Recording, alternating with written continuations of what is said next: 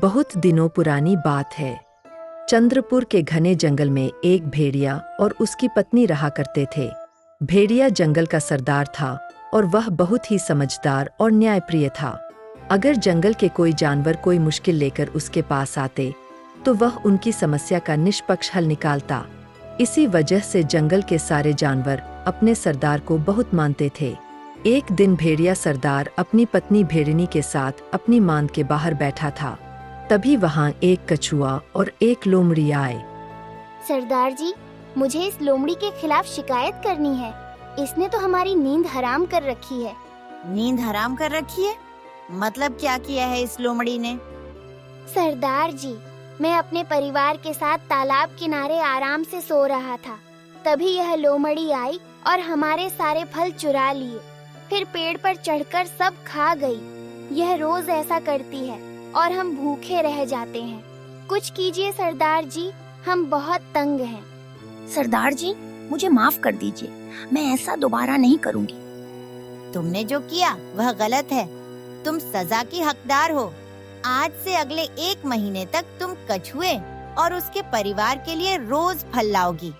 अगर कछुए ने शिकायत की कि तुमने समय पर नहीं दिए तो तुम्हें कड़ी सजा मिलेगी। हाँ सरदार जी, जैसा आप कहें वैसा करूंगी। भेड़िया सरदार इसी तरह न्याय करता था और जंगल के जानवर उसे बहुत पसंद करते थे। एक दिन भेड़िया और भेड़िनी मांद में बैठकर बातें कर रहे थे। दोनों बहुत उदास थे। सरदार, आप इतने समझदार और न्यायप्रिय हैं, फिर भी ऊपर वाले ने हमें संतान सुख क्यों नहीं दिया?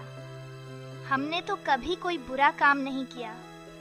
ये सब ऊपर वाले की मर्जी है, हम क्या जाने। दुखी मत हो भेड़िनी।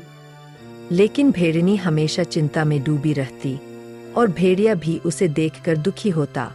एक दिन भेड़िया सरदार ने भेड़िनी से कहा, मैं जंगल से एक खबर लाया हूँ। जंगल के दक्षिण में एक पीपल के पेड़ के नीचे एक योगी बाबा रहते हैं। वे सब जानते हैं। मैं उनके पास जा रहा हूँ। शायद वे हमारी समस्या का हल दें। तुम चिंता मत करो।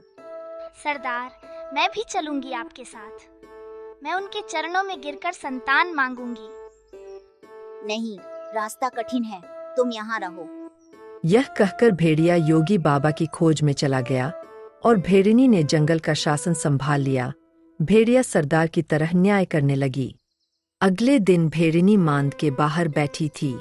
तभी एक माँ खरगोश आती है और रोते हुए कहती है, सरदारिनी, मैं बड़ी मुसीबत में हूँ, मुझे बचाइए। क्या हुआ? तुम कहाँ से आई हो? तुम्हें तो यहाँ पहले नहीं देखा। हाँ सरदारिनी, मैं पड़ोसी जंगल से हूँ। मेरी बेटी की तबीयत सुबह से खराब है। बंदर वैद्य ने कहा है कि उसे आपके जंगल की हरी पत्तियों वाली जड़ी बूटी चाहिए, तभी उसकी जान बचेगी। क्या आप मुझे वह जड़ी देगी? मना मत कीजिए, मेरा और कोई नहीं है। ठीक है, तुम ले जा सकती हो, लेकिन खुद ढूंढो। सरदारिनी, वह जड़ी हरी घाटी में मिलेगी। मुझे रास्ता नहीं पता। अगर आप किसी जानवर को आदेश दें तो वह मदद कर देगा। दया कीजिए। नहीं, हम जंगल की सुरक्षा नहीं छोड़ सकते। खुद जाओ, यही काफी है। अब जाओ। उधर भेड़िया सरदार योगी बाबा के पास पहुंचा और सब बताया। योगी बाबा बोले, तुम न्यायप्रिय हो, इसलिए मैं तुम्हारी इच्छा पूरी करूंगा। ये सेब लो और अपनी पत्नी को खिला दो, संतान मिलेगी। धन्यवाद योगी बाबा। भेड़िया सेब लेकर लौटा और भेड़िनी को खिला दिया। अगले दिन भेड़िनी गर्भवती हो गई। देखो, योगी बाबा का आशीर्वाद काम कर गया। अब हम माता पिता बनेंगे। अगले दिन ही भेड़िनी एक सुंदर बच्चे को जन्म देती है। जंगल के जानवर खुश होते हैं, लेकिन बच्चा पूरे दिन सोया रहा, न खाया न उठा। दोनों डर गए और वैद्य गीदड़ को बुलाया। क्यों बहुत कमजोर है, इसे खाना चाहिए लेकिन मुंह नहीं खोल रहा। भेड़िया योगी बाबा को बुला लाया। योगी बाबा बोले, मेरी आशीर्वाद कभी व्यर्थ नहीं जाती। क्या तुमने कोई गलती की? तभी भेड़िनी को याद आया। हाँ, कुछ दिन पहले खरगोश माँ आई थी। उसकी बेटी बीमार थी, मैंने मदद नहीं की। योगी बाबा गुस्से में बोले, तुम दूसरी माँ का दुख नहीं समझी तो ऊपर वाला तुम्हें कैसे खुशी देगा? तुमने गलत किया। हाँ, मैं गलत थी अब मैं उसकी मदद करूंगी। यह कहकर भेड़िनी हरी घाटी की ओर दौड़ी